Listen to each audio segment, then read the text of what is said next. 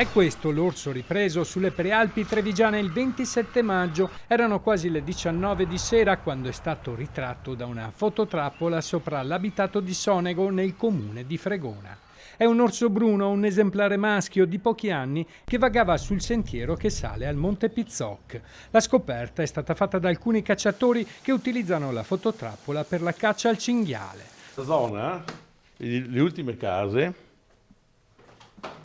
che vediamo qui, la zona appena dietro. Sono stati allertati i carabinieri forestali di Vittorio Veneto e i servizi forestali regionali che dopo varie perlustrazioni hanno accertato che il mammifero non era più presente nella zona. Anche il primo cittadino rassicura i residenti.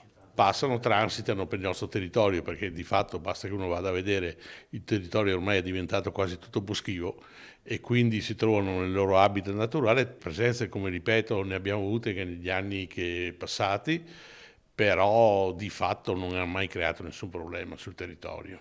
E a pensarla nello stesso modo sono anche gli abitanti di Fregona e Sonego. L'orso c'era già secoli prima.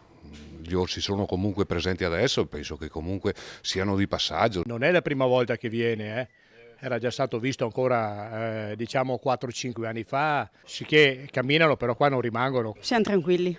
È innocuo secondo me. Sì, ha più paura di noi. Qui ci troviamo nel bosco dove l'orso è stato filmato dalla fototrappola. A poca distanza si trovano delle case. Nemmeno questo apicoltore che abita a ridosso del bosco ha subito degli attacchi alle sue arnie, sebbene gli orsi siano ghiotti di miele. Non c'è da aver timore? No, quello lì è di passaggio e basta. Non è stanziale, perché femmine non ce n'è, quindi lui va.